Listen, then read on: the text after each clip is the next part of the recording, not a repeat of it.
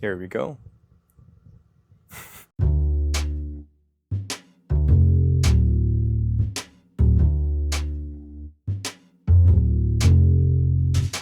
Before we begin, there's a few things that I'd like to point out. One, this isn't going to be a proper in-depth tutorial going into every little step because I'm not skilled enough to do that. I'll be pretty much talking about my process and thinking on how I make figures. Some scenes will also be improperly cut or blurry because I don't have a proper studio environment and equipment.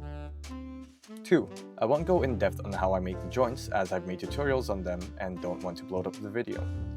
I'll bring up the necessary tutorials as they come up. 3. The figure is made of more than paper, to be honest. There's hot glue, recycled runners, yarn, clay, all of which are still very accessible materials, but just keep that in mind. The very first step in making figures is making sure you have a plan that showcases an estimate of the design of the figure, the size you desire, and the type, size, and location of the joints. I'm going to show off some figures as well as some designs I've made over the years and the essential parts I try and carry over from each iteration. Arguably, the most important part of making a figure is designing the look of the figure and deciding where each joint will go and what type of joint you will use. So we have a variety of figures over here, and I'll just show you some examples of the joints I use. If we take a look at this bumblebee over here, he doesn't have a ball joint in the head. He actually has a swivel here, and he can look up and down. As you can see, he can't look side to side. On his shoulder, he has a sort of hinge joint over here, which is connected to a ball joint in the shoulder. And he has an elbow joint that goes up to this far because it only has one articulation point. He has a bit of a swivel down here, and his legs goes up this far, back this far, and goes to the side like this because of this joint over here, which has 3 points of connection. And for his knee, he has one knee joint, but an unofficial second one that's part of the transformation. Then we have these two Spider-Man figures over here. This one is an older one from the Amazing Spider-Man 2 movie. As you can see, he has very limited shoulder articulation. His arms can only go this way. He doesn't have any butterfly or ball joints in the shoulder that lets it move up and down and around. He can only reach this far and move back this far. He has one joint in the elbow that lets it go this far. He only has one ball joint in the neck. He has one point of articulation in his chest, and he has a similar joint to the bumblebee that I showed earlier. He does have a double bend at the knee though, so there's that. No toe articulation, but I can pivot and go up and down. Swivel, I guess. Compare that to this Maximum Spider-Man by Hasbro. This one has 2 ball joints in the head, and then a joint over here that allows it to move up and down much further. We have an ab crunch in the chest, and then a ball joint in the middle that lets it move around like that and spin around like that. For the shoulder, he has a butterfly joint, which lets the arm move this far. And if you take the joint on the shoulder into account, you could probably go much further. I compare that to the Amazing Spider-Man one, which can only go up to this far. Double bend at the elbow, swivel in the forearm, some articulation in the wrist. The thigh is connected to the crotch with a ball joint. You can see that here. So it moves more freely. And he has drop-down hips. He has a thigh swivel over here, double bend at the knee, swivel at the calf, and same articulation in the foot, except he has toe joints. So as you can see, this one is a much more articulated Spider-Man figure compared to this one. If we look at this Blocky's Hatsune Miku over here, you can see that she has a joint in her pigtails. Has 2 swivel points and then a hinge point, and then she has 2 ball joints in the neck. And then on her arm, she has a ball joint that connects to the chest, and then there's a part that covers the gap. It's a hinge type of joint, so it can only go up and down. But because of the ball joint over here, lets it go rotate this way. The joint here in the elbow allows it to bend more than 90 degrees, even though it's one joint. Some chest articulation over here, made of ball joints, I think. Legs are also connected with a ball joint. Knees are made of the same joint as the elbow, which means it can go further than a single hinge joint, but not as far as a double hinge joint. Similar articulation in the toes as the maximum Spider-Man. Also has a toe bend. And if we take a look at this Jessica Astor over here, she has that double dumbbell ball joint connecting the head and the neck. You can see the joint over there, and another ball joint underneath the neck. She also has the rolling eyeballs feature.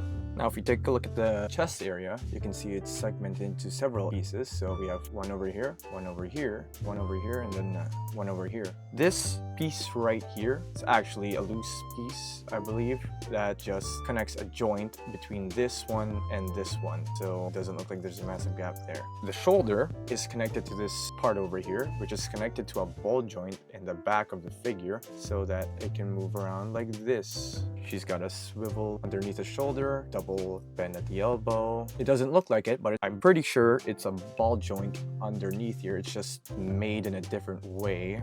Swivel over here. We got double bend at the knees. And then similar articulation to the last two figures I talked about, and of course with toe bend. Also some hair articulation, I guess. Now I'm gonna show off some sketches of some designs I have. So here I have the very first design that I drew in a classroom when I was in grade 9 or grade 10. This was version 2. As you can see, this one had a huge gap in the middle, and I was still using the marble ball joints here, I believe. Here we have the design for version 3. Here we have the design for the figure that was going to be mostly made out of paper. As you can see, here's the head right here. This is what I wanted it to look like, but this is what I got. This was the design for V9. This was the design for V10, and here we have the design for V13. This design is going to be based on my character Sam, who's a character in the game I'm working on called A Date with Sam, where you go on a date with Sam. I'll be using this model as a reference for the sprite art.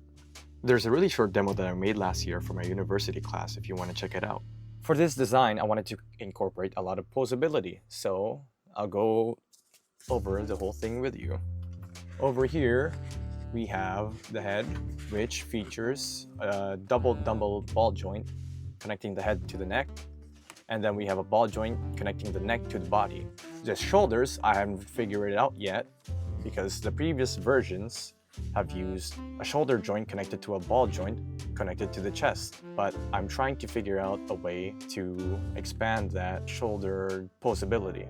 Over here, I put a swivel below the shoulder and a double hinge joint in the elbow. Ball joint going into the chest, and then an ab crunch here. It's not here right now, but I believe I'm going to put another ball joint here somewhere.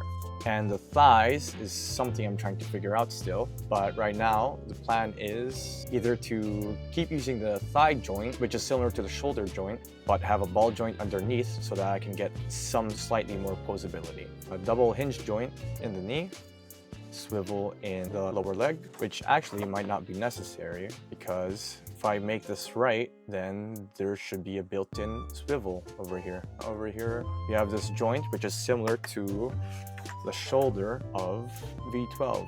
I'll just show you the joint I'm actually referencing. So we have this joint over here, which you can find in a lot of figures you can buy. You can have a swivel here, and there's a bend over here. For the hands, there's a swivel over here, and either I stick with some posable hands made out of pipe cleaners and covering it up, or I try and sculpt some sets of hands that just go in here, like what I did with V10.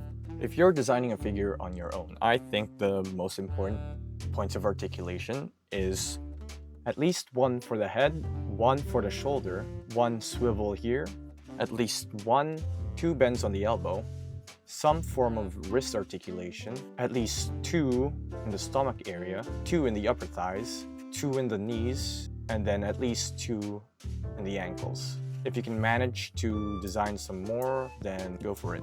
As you can see, I have sketches of other stuff that I want to try implementing to the figure, one of them being this type of shoulder joint over here, which is like a butterfly joint, but it's angled upwards so that if she wants to lean forward, I can use that, and then the ball joint to get some extra height in the shoulders. And then this is an example sketch of how I think the ball joint in the thigh could work, but I don't think that's necessary.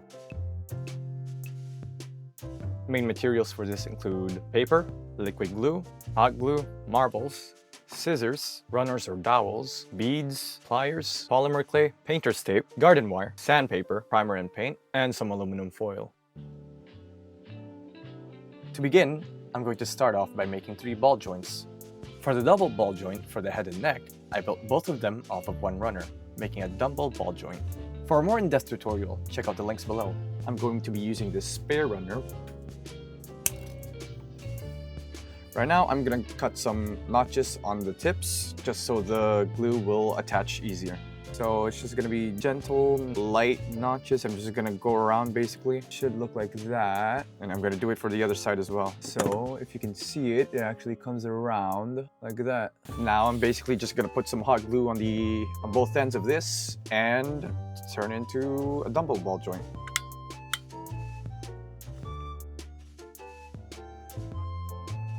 Now this is what I have so far, on one end at least. As you can see, this one is more of a ball shape while I'm still working on this. Basically, what I'm doing is using the tip of the hot glue gun to round off the ball joint. I add a bit more over here, and if I think that on one side it's having too much mass, I use the hot nozzle to shave some off and move it to the other side, and then I just add some more. So basically just keep adding, keep moving until you get a ball joint over here, and then once it's close to cooling off, you can try and see if it's hot or if it's cooled down, and you can basically just shape it with your fingers. This is what the finished ball joint looks like, you know, the finished base. I still have to cover it with paper and make the socket for it, but yeah, as you can see, it's a pretty good match for what I have here. It's a bit shorter, but that shouldn't be a problem. Now what I'm going to do is cover these in paper so that it looks like this, just so we can have more friction and just so we can separate the hot glue from here from the hot glue that we're gonna use when we're making the socket. Basically, I'm just gonna tear up tiny pieces of paper over here, and I'm slowly going to melt parts of this, just gently brushing the tip of the hot glue gun over here. Then I'm gonna put this piece over here, and I'm gonna go over it until the paper sticks onto the mass of hot glue. I'm gonna do that until this is fully covered. All right, I just finished one of the ends over here. As you can see, it is covered in paper. Then I make a socket by putting hot glue around the middle section, letting it dry and taking it off, then putting it back on and repeating the steps till I get a socket that covers 3/4 of the ball joint. I remove it and play around with it to make sure that they're tight, and I have the articulation I want. If you want, you can try covering the ball joint with a light coat of super glue to make it slightly more durable. I reinforce the ball joints by rolling and gluing a strip of paper onto the runners. 2 of these will connect the head and the neck together, and 1 will connect the neck to the chest. I glue 2 sockets together with the open parts facing outwards, and roll a slightly longer strip of paper to connect them, making a neck. I roll the outer rim of the neck inwards and use super glue to strengthen it slightly. You can see it better over here. I rolled it inwards and super glued it into place. I use a 3rd socket as a base for the head. I take up some cardstock and build a cylindrical shape around the socket, keeping one side flat for the face to attach to. I also fill the shape with hot glue slowly and carefully to not ruin the socket.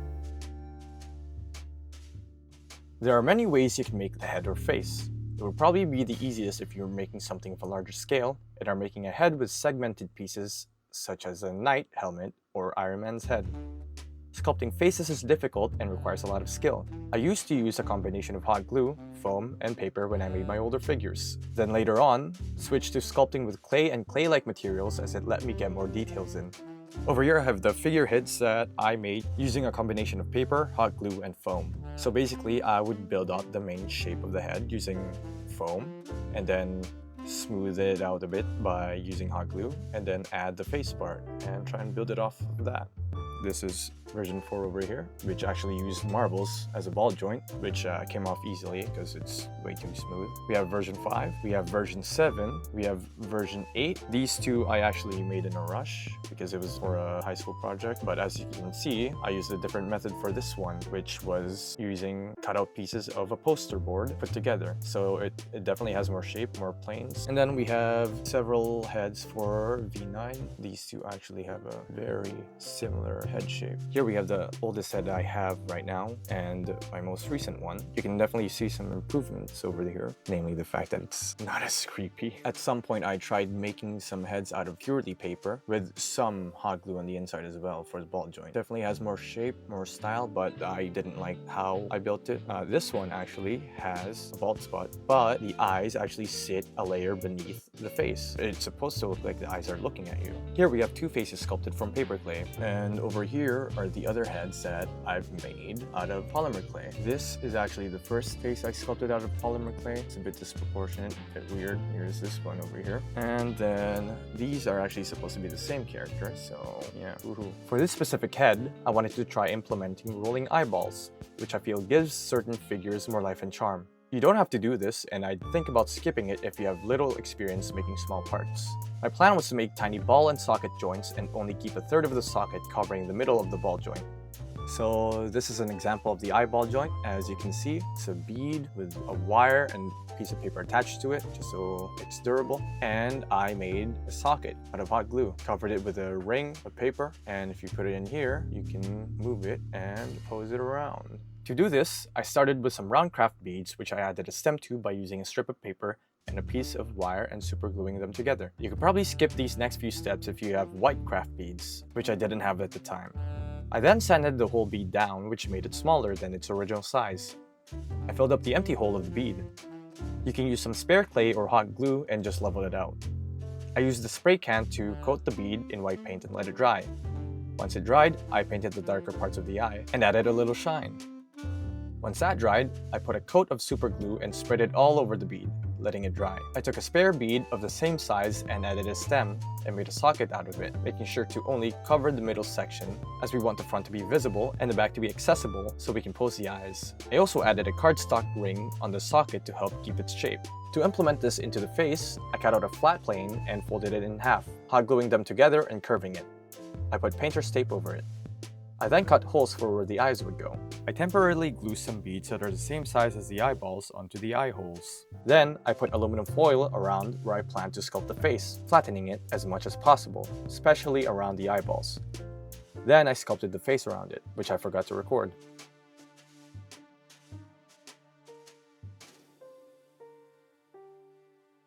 Once that was done, I carefully cut and took off the aluminum foil from the sculpting base and took the face with the foil underneath to the oven, where I baked it till it hardened. I also put a chunk of clay underneath to avoid any deformations. Once that was done, I took the eyeballs and glued the sockets to the back of the face. If done correctly, it should work like this.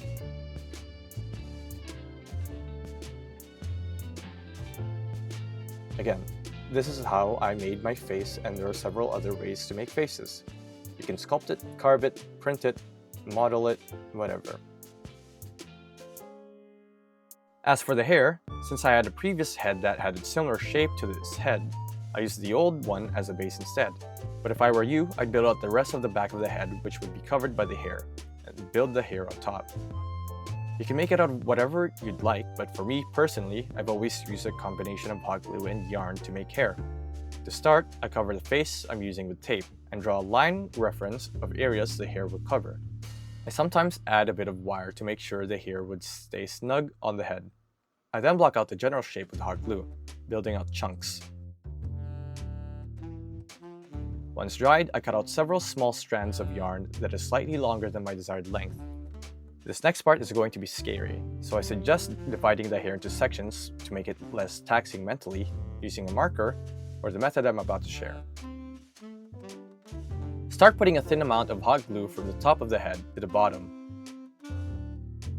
Take one strand of yarn and put one end of the top slowly and twist and glue the rest to have straight hair. I do that for the whole hair.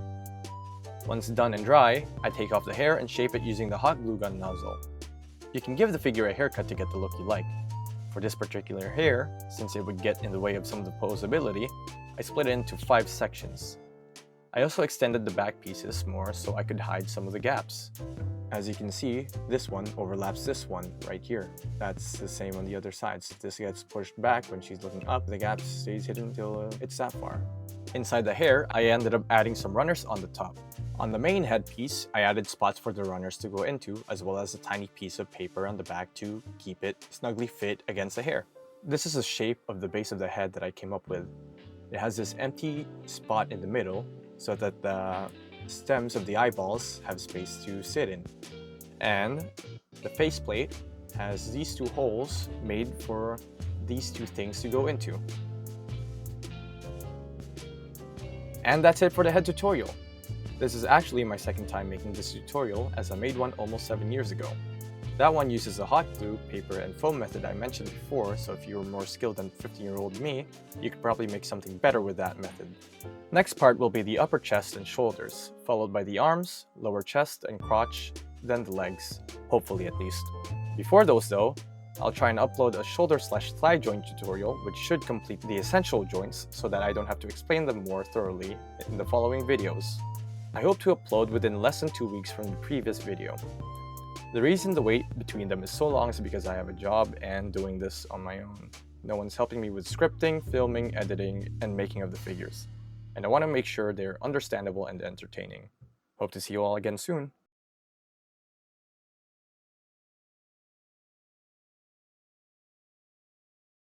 This design is going to be based on my character Sam, who's a character in the game I'm working on called A Date with Sam, where you go on a date with Sam. I'll be using this model as a reference for the sprite art.